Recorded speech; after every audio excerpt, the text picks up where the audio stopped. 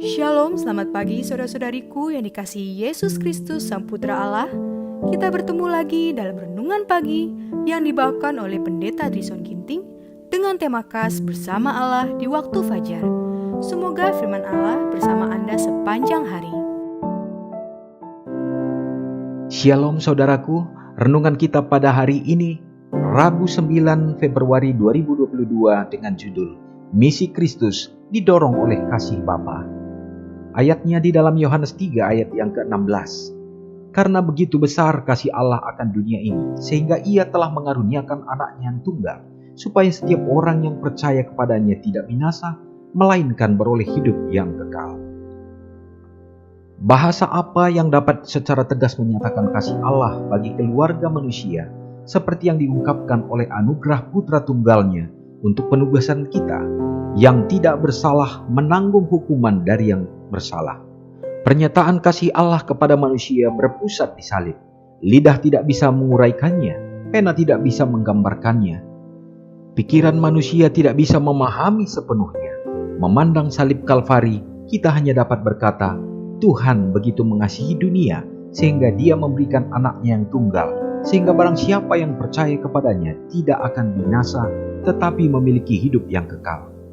Kristus yang disalibkan karena dosa-dosa kita, Kristus yang bangkit dari kematian, Kristus yang naik ke tempat yang tinggi adalah ilmu keselamatan yang harus kita pelajari dan ajarkan.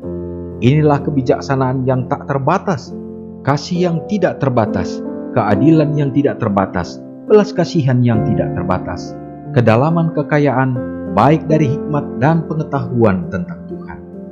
Mengambil rupa seorang manusia, Kristus datang untuk menjadi satu dengan kemanusiaan, dan pada saat yang sama menyatakan Bapa Surgawi kepada manusia yang berdosa.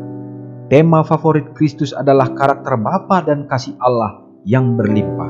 Pengetahuan tentang Allah ini adalah pemberian Kristus sendiri kepada manusia, dan hadiah ini telah Dia berikan kepada umatnya untuk dikomunikasikan oleh mereka kepada dunia.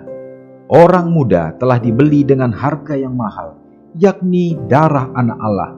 Renungkanlah pengorbanan Bapa yang membiarkan anaknya untuk melakukan pengorbanan ini. Saudara yang kekasih dalam nama Tuhan, ini adalah merupakan ayat emas yang sering kita hafalkan, bacakan, dan dengarkan.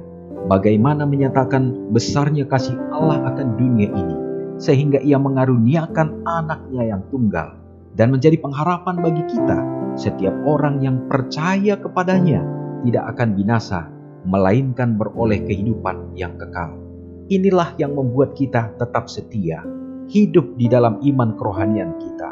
Saudara-saudara yang kekasih, bagaimanapun banyaknya tinta tidak akan pernah bisa melukiskan akan kasih Tuhan. Demikian juga pena tidak akan bisa menguraikannya. Bahkan lidah tidak akan bisa mengatakannya. Bahkan juga saudaraku, apapun yang bisa kita saksikan keajaiban-keajaiban di atas dunia ini, bukanlah menjadi satu pernyataan yang sempurna untuk menyatakan besarnya kasih Allah melalui Yesus Kristus. Saudara dan saya ditebus dengan harga yang mahal, yaitu dengan darah Kristus. Marilah kita menyambut dan menerima kasih karunia itu, dan kita akan mengasihi Dia dengan sepenuh hati, yang membuat kita akan semakin berbahagia di dalam menantikan Dia. Semoga hari ini kita hidup berjalan bersama dengan Tuhan. Mari kita sama-sama berdoa. Maha besar Allah Bapa yang bertahta dalam kerajaan surga, sungguh agung dan mulia Engkau mengutus anakmu Yesus Kristus untuk menjadi penebus bagi dosa kami. Engkau sudah mati dan berkorban ya Bapa, bahkan teladan kehidupan untuk menjadi satu hal yang harus kami ikuti, menjadi teladan bagi kami dan membuat kami juga dapat hidup menjadi benar untuk diubahkan menjadi serupa dengan tabiat Tuhan.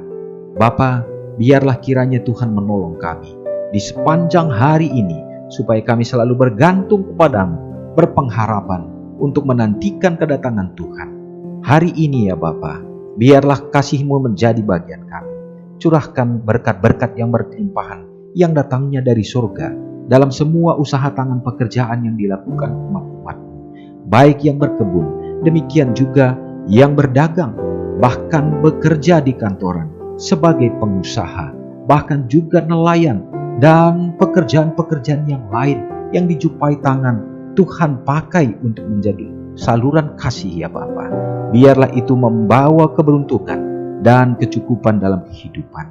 Bapa memberkati akan para janda-janda bersama dengan anak-anak yatim piatu dalam kehidupan mereka, dalam kesulitan dan kesusahan.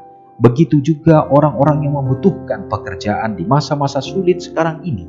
Tuhan akan bukakan, tunjukkan pekerjaan yang terbaik. Bapa, Engkau juga memberkati, terkhusus bagi orang-orang muda yang hidup di zaman yang penuh dengan serba kecanggihan teknologi ini. Walaupun mereka juga berhadapan dengan Tuhan, tetapi ini adalah merupakan tantangan yang luar biasa untuk mereka memilih yang baik dan yang benar.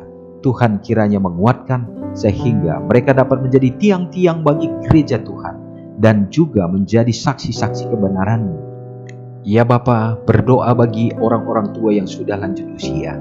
Kasihanilah mereka supaya mereka tetap mengisi hidup mereka dengan kuasa Roh Kudus-Mu, dan mereka akan tetap berbahagia dengan pengharapan semakin setia kepada Tuhan. Dengan kesehatan dan kekuatan yang Tuhan berikan, mereka tetap bisa melayani Tuhan di sepanjang kehidupannya Bapa. Umat-umat-Mu yang merasakan sukacita dalam ulang tahun mereka, biarlah Tuhan akan pertambahkan kesehatan, demikian juga umur yang panjang. Ampuni dosa kami ya Tuhan. Doa ini kami layangkan di dalam nama Yesus yang sudah menjadi juru selamat kami. Amin. Selamat pagi, Tuhan Yesus memberkati. Ingatlah Matius 5 ayat 13-16. Biarlah kamu menjadi garam yang mengasinkan dan terang yang menyinari kehidupan orang lain. Jangan lupa subscribe, like, dan share ke seluruh dunia.